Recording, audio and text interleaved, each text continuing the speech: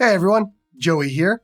Retroid just announced two devices, the Retroid Pocket G2 and the Retroid Pocket 6. So there's probably a lot of you that have a lot of questions about what the difference is between the two, maybe which one you should be looking at, all of that sort of thing, and all of the information. Today, we're going to talk all about it. Let's go ahead and start with the Retroid Pocket G2.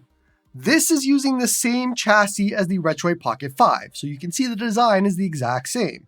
However, there are some key differences. It is using the new Snapdragon G2 Gen 2 processor. This processor is a bit unknown at the moment. We don't have a lot of data on it. However, we do know that it is stronger or more powerful than the Snapdragon 865 than the Retroid Pocket 5 has, but it is also less powerful than the Snapdragon 8 Gen 2, which is something that the Retroid Pocket 6 is going to be using. So it is somewhere in between there. As far as where it is, it may be very close to the 8 Gen 2, but we don't know just yet. We have 8 gigabytes of RAM here. That is the only choice and only option. 128 gigabytes of storage. Once again, only choice, only option. Android 15, which is a little bit more locked down than Android 13 is. So it is something to be aware of. I don't know if it is going to be a huge negative. You generally can access whatever you want on Retroid devices, but we don't know. Video out is limited to 1080p here, Wi-Fi 6 and Bluetooth 5.4. Screen is a 5.5-inch 1080p 60Hz AMOLED. Battery, 5,000 milliamp hour battery. Charging speed of 27 watts. Active cooling, of course. And this is going to be priced at $199 for the first 2 weeks. Then it jumps up $20 to retail price of $219. All of this for pre-order starts October 27th, 9 p.m. Eastern, and it ships immediately. So just very quickly, on its own, if the Retroid Pocket 6 didn't exist, this would be a very good value. It is basically just a better Retroid Pocket 5, and you could point to it as just an incremental upgrade. Sure, it's better. All of that sort of thing. The problem is the Retroid Pocket 6 exists for $10 more. And so let's talk about that now, so you can get an idea of what you get for $10, which is a lot. So the Retroid Pocket 6 is using an entirely new design now. There is a more rounded, like an Odin 2 Mini sort of design here, which to me is fantastic, but it is still D-pad top on both devices, and you have 4 buttons at the bottom for home, back, M1, and M2, just on the bottom of the screen, and then speakers. Now the processor here is the Snapdragon 8 Gen 2, which is the same processor that we have seen in every Odin 2 device, as well as the AYN Thor. That means that we have mature driver support over the last few years, as well as we know how every game runs in the world. You can do anything you want with a Snapdragon 8 Gen 2. GameCube, PlayStation 2, you can do some PlayStation 3, Nintendo Switch, there's Game Native, Game Hub, all of those Windows emulation apps, all of it. There is really no end to the Snapdragon 8 Gen 2 at the moment, and so we do know quite a bit about it at this point. Then we get to the screen, and a key difference here compared to the G2 is this screen is 120 Hz, not 60 Hz. That alone is worth the $10 upgrade, the two things that we've already talked about, the Snapdragon 8 Gen 2 and 120 Hz. And there's going to be a lot of you that are very confused about 120 Hz. The game doesn't need to run at 120 Hz for you to get the benefits from the response time and the input latency. 120 Hz means a whole lot more than just that. So even if you are planning on running just retro games, the input latency difference, response time, all of that is massive compared to 60 Hz. Something to keep in mind.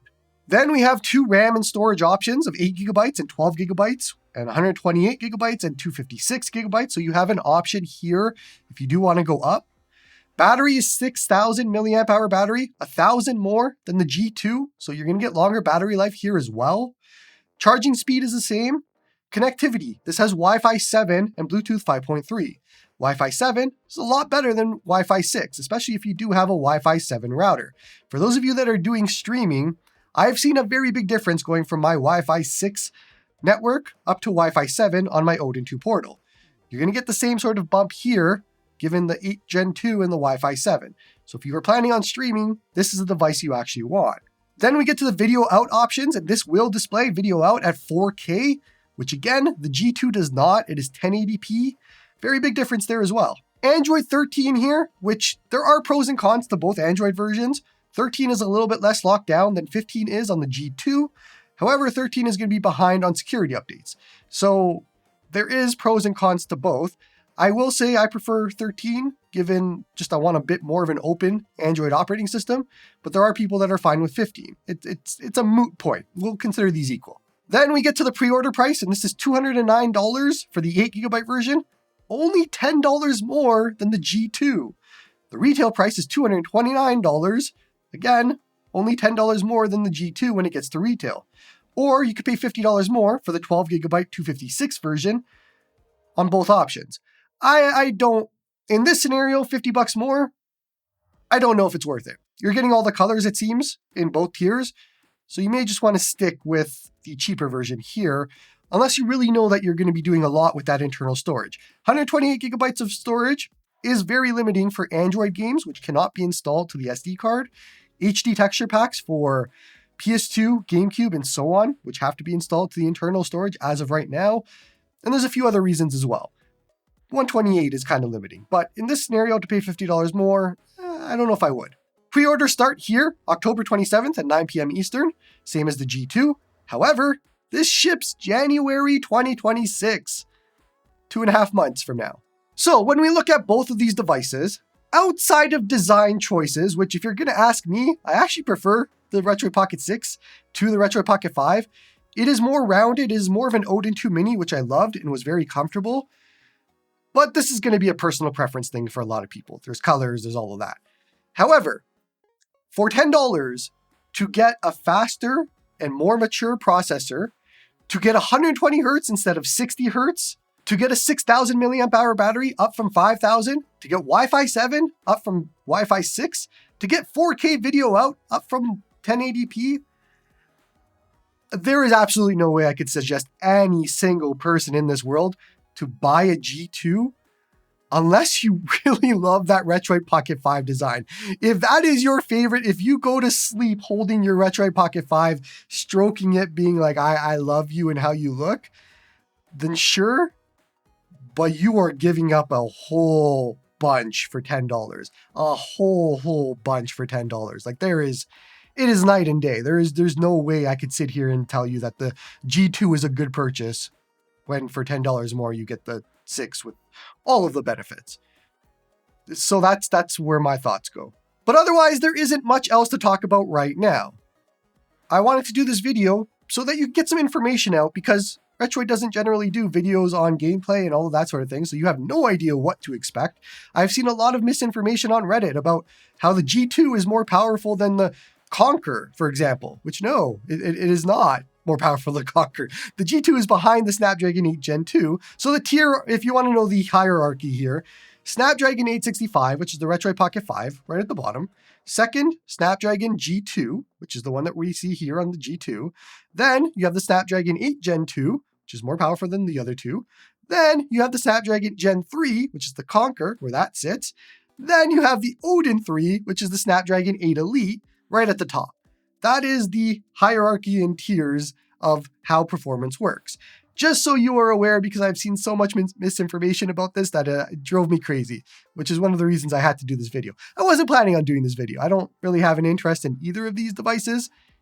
Number one, D-pad top has no value to me whatsoever. But number two, I don't need another Snapdragon 8 Gen 2. I got a Odin 2 Portal, which is now permanently discounted to $299, it seems, which is a fantastic price. And you have the AYN Thor. So for me, those are better devices. But if you want a D-pad top device, I think it's cool that Retroid is sticking with that here to be different in that way. But then on the other hand, it excludes everybody that doesn't want D-pad top for this power. Like it's kind of wasted at that point. But I do want them to stick with this because they are the only ones doing it. So they may as well just stick with it, carve out their own little niche of D-pad top as a manufacturer and live their lives, I guess. And so final thoughts here. I think the Retroid Pocket G2 is safe to be completely ignored. In all honesty, you should not be buying that. The Retroid Pocket 6, again, without having it in my hands for review to check everything out, so take this with a grain of salt, Having a Snapdragon 8 Gen 2 at $209 is insanity. That is a fantastic price. 120 hertz, OLED screen, all of that. There is a lot good here. The one sticking point, of course, is the D-pad top, which you know my thoughts on, but there is no world where I can't say that the Retroid Pocket 6, on paper, without knowing how it runs and doing a review, is not a good value, because it absolutely is a fantastic value. Just has some negatives here. Mostly the negatives are, if you've wanted a device of this power, you would have had one by now. Like, you would have an Odin 2, Odin 2 Portal, Odin 2 Mini, AYN Thor, Conquer. Like, you've had many options to get here. So I'm wondering who that last person is that ignored all of those and is like, this is the one. That's not to say it isn't bad. Again, this is a great value for what you're getting. It's amazing. I'm just wondering if it's a little too late on this front for who might be jumping in for that specific model now, if you've ignored all the other ones. Now, one comparison point, Odin 2 Mini owners, I could see this being an upgrade, but again, that D-pad top is where I keep going back to. I loved my Odin 2 Mini. I would consider this as a complete upgrade, the Retroid Pocket 6, if the stick was swapped. So otherwise, if you don't care about that, then yeah, Odin 2 Mini owners, if you are tired of that mini LED, tired of the fan noise, tired of other things, this looks like a good upgrade.